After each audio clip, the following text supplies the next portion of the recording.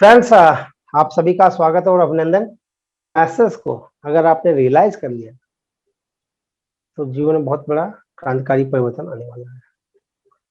बात उन दिनों की है जब द्वितीय विश्व युद्ध समाप्त हो चुका था। भारत में स्वतंत्रता संग्राम की लड़ाई जोरों पे थी। हर एक लोग पराधीन थे और हर कोई स्वतंत्र होना चाहता, आजादी चाह रहा होता। गुलामी किसी को भी मंजूर नहीं थी।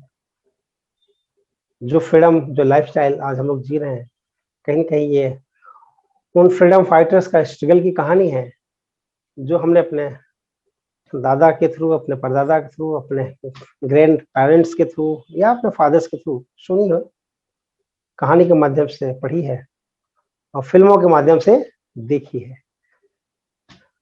तो भारत में भी स्वतंत्रता संग्राम की लड़ाइयां जोर शोर पे थी।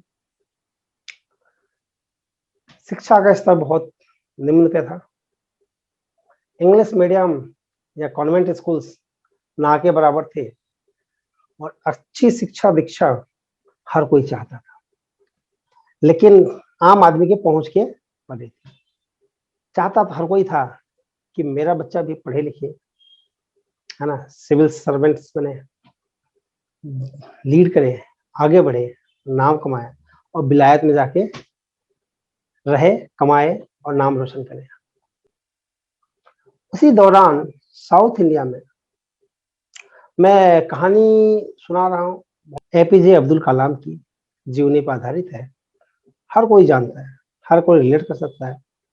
उस महान शख्सियत को सलाम है और उनसे थोड़े से हम लोग जो है कि जीवन परिचय कहिए, चाहे एक वाक्य कहिए या घटना के बारे में चर्चा करूंगा। तो उन दिनों उनके फादर साहब जो छोटे थे, ये तो पेरेंट्स उनके आए और बोले कि अब्दुल बेटा, तू, मुझे पता है पढ़ने में तेज है, तू भी चाहता है अच्छी स्कूल में दाखिला दिलाया जाए, तुमको भी उच्च शिक्षा के लिए सही प्लेटफॉर्म और सही माहौल मिले, लेकिन बेटा तुझे तो पता है हम लोग गरीब हैं, हमारी आर्थिक स्थिति उतनी अच्छी नहीं है कि हम अच्छी एजुकेशन अफोर्ड कर पाए, बट फिर भी बेटा जो हो सकता है बेस्ट और बेस्ट देने की हम कोशिश करेंगे। और उनके पेरेंट्स रामेश्वर में एक स्कूल था, वहां पे गए, बातचीत की, एडमिशन कराया बच्चे का। उनके बड़े भाई गए और स्कूल में छोड़ करके आया। कहते हैं उन दिनों स्कूल में व्यवस्थाएं तो ठीक थी, लेकिन गर्मी के महीने में हम लोगों ने भी प्राइमरी एजुकेशन तो ऐसे ही लिया है गांव में, है ना, कभी पेड़ के नीचे, कभी स्कूल के नीचे, कभी बरामदा में, कभी हॉल में, लेकिन अधिकतर तो बाहर ही बैठ के पढ़ाई करते थे, खेलते थे। तो उनके यहाँ पे भी यही व्यवस्था थी, कभी पेड़ के नीचे तो कभी बरामदा में, कभी स्कूल में। पढ़ाई के दौरान में एक दिन अपने क्लास में जाना था उनको, है ना, और गलती से दौड़ते हुए जा रहे थे, जंप करके दूसरे क्लास के क्लासरूम में घुस गए। मैथ की क्लास चल रही थी, टीचर साहब मैथ्स पढ़ा रहे थे ऐसे ही, है ना, बोले अरे अब्दुल, तुम यहाँ कैसे, इधर आओ। बुलाए, बोले तुम इस रूम में कैसे आ गए, इस क्लास में कैसे आ गए। कह रहे मास्टर साहब वो गलती से एंट्री कर गया, भाग के आ रहा से ध्यान ही नहीं रहा। कह तुमको बोर्ड पे जो लिखा हुआ है रूम नंबर पढ़ने नहीं आता, क्या तुम्हें नंबर्स दिखा नहीं किस रूम में कौन सी क्लास चल रही है। तो कहा बेटा जब गलती की हो तो इसकी सजा तो मिलेगी। और छड़ी उठाए और ले धुलाई, ले धुलाई, ले धुलाई, ठीक से कुटाई हुई, सबके सामने बेइज्जती हुई, बदनामी हुई, और जो भला बुरा कहे उसको अलग से। उसका उनके ऊपर थोड़ा सा मानसिक प्रभाव पड़ा, दुष्प्रभाव कहिए पड़ा, थोड़े से डिस्टर्ब हुए, है ना। उनको लगा कि यार ये क्या बात हुई, ये माहौल सही नहीं मेरे लिए। इतनी पढ़ाई पिटाई भी हो गई, बच्चों के सामने हंसी के पात्र भी बना, ठाके भी लगे। इससे तो अच्छा मेरा गांव का स्कूल सही था, खुल्लम खुल्ला था, आने जाने की कोई बंदिश नहीं थी, किसी प्रकार का कोई रोक टोक नहीं था, मालिक हम थे, घर वाले भी बगल में रहा करते थे, जब आए चले गए, कोई बुरा भला कहने वाला नहीं था। और इस तरह की मनोस्थिति भी नहीं उत्पन्न होती अगर मैं गांव में होता। काम करता हूँ, छोड़ो यहाँ के सरदर्दी, चलते हैं गांव पे, गांव ही अपना सही रहे। फिर शांति मन से सोचे, विचार किए, उसके बाद उन्होंने कहा कि गांव पे जाकर मैं करूंगा क्या।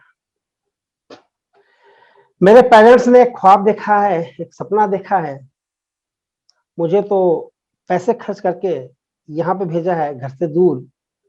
वहां की परिस्थिति, वहां की स्थिति, वहां को दृश्य अलग है, उनके सपनों का क्या होगा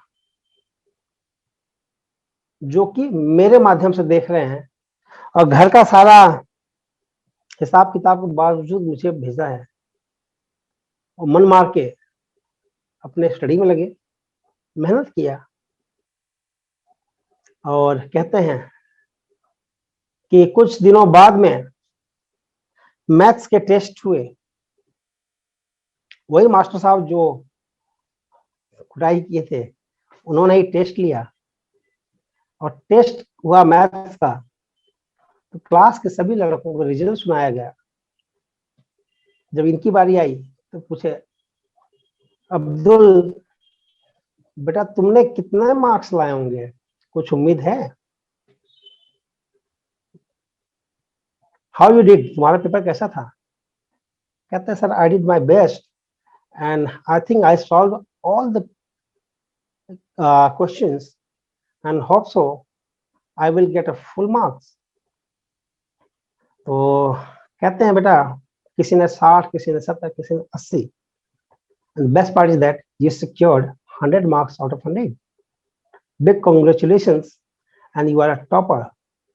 आप पूरी क्लास के टॉपर हो, आपने बेटा 100 में 100% मार्क्स लाए हैं, बहुत बहुत बधाई हो आपको।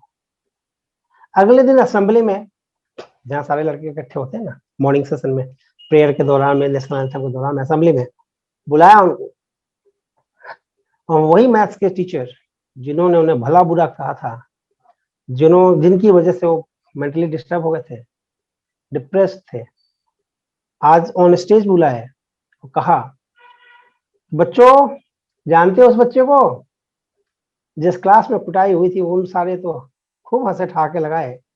तो हाँ गुरुजी जानते हैं, धुलाई हुई थी खूब। सारे बच्चे हंसने लगे, बोले आपको पता है आज क्या हुआ है? सारे लड़के बोले आज फिर कुटाई होगी गुरुजी, अभी पिछले महीने तो हुई थी। सारे हंसे, लेकिन मास्टर साहब ने कहा नहीं बेटा, आज इस बच्चे ने पूरे स्कूल का नाम रोशन किया है, इन्होंने क्लास में टॉप किया है, मेरा भी नाम रोशन किया है, एंड सबके सामने सम्मानित किया गया। जो नंबर्स को ध्यान से देख नहीं सकते थे, क्लास में नंबर की वजह से पिटाई हुई थी, उसी नंबर गेम में उन्होंने टॉप नंबर लाया। और सबको पता है स्कूल का नाम, जिले का नाम, माँ बाप का नाम, प्रदेश का नाम, देश का नाम, और अंतर्राष्ट्रीय ख्याति प्राप्त किया, एपीजे अब्दुल कलाम।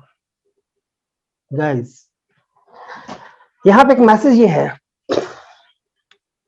कि अगर कोई भी आदमी प्रतिशोध की भावना ले ले, चैलेंज ले ले, बदलाव की भावना ले ले, या अपने आप को प्रूव करने की बात आए, उसके लिए हजारों कहानियां हैं, एक से बढ़कर एक लीडर्स पैदा हुए हैं, एक से बढ़कर रईस पैदा हुए हैं, और अनेकों जीवनी हैं जिनको आप पढ़ के, सुन के, देख के मोटिवेट हो सकते हैं, प्रभावित हो सकते हैं, और कहीं ना कहीं बहुत प्यारा मैसेज ले सकते हैं।